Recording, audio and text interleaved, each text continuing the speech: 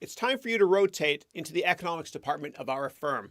So let's talk about the what, why, and how of the global economics for financial analyst portion of this course, which is what we will focus on actually for the next 4 sections of the course. Okay, and so let me kick it off with the what.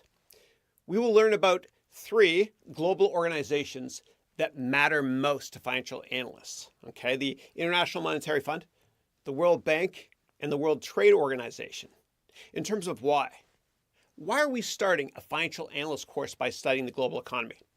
Because as financial analysts, we must understand that quite often the success of our financial investments that we work on are significantly influenced by international economics. Okay, and many times, we get fooled by randomness, right? We don't focus on the global economy and we just focus on individual stocks.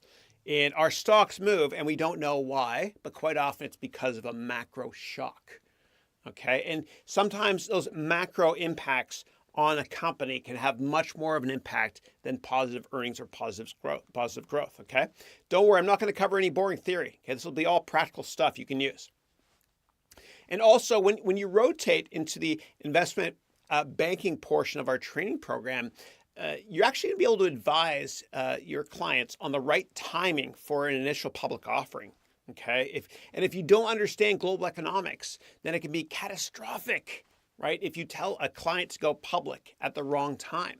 Okay, and so we're going to be recommending, hopefully, to Tony Shark and his company Shark Virtual Reality when he should do the IPO. Okay, and don't worry at all, please. This will all make much more sense to you after we're done with the whole macro side of this course. But the point here is that if you get the macro wrong, then the micro is meaningless. Okay, and so as such, we're going to focus on top down, okay, right now, meaning understanding the fascinating bigger picture of the global economy. Okay, and then we'll focus on bottoms up or financial statements, valuation, equities, etc. later in the course. Okay, and so when I worked at Goldman Sachs and at various hedge funds, during our morning meetings before the stock market opened, our research analysts or portfolio managers would often start the meeting discussing macro events that might impact stocks. Okay, and separately, when we analyze companies, we look at how much money they make, which is called revenue. We know that, right? And then we deduct expenses in order to calculate their profit. Now, I bring this up because similarly, when we analyze countries, we look at it the same way, okay? Except revenue for a country is often referred to as GDP or gross domestic product. Okay, so in part 1 of the macroeconomics portion of this course, we're also going to discuss how and why do the value of currencies increase or decrease. It's very important, okay? We'll also learn about what is called monetary and fiscal policy and how governments can stimulate the economy using monetary and fiscal policy and how they change interest rates. It's fascinating how it works. In terms of how are we going to learn these concepts? Well, we're going to have many Excel exercises in this part of the course. So where can we download a lot of this global macroeconomic data for free and then analyze it using Excel? Well, we can get it from the International Monetary Fund's website.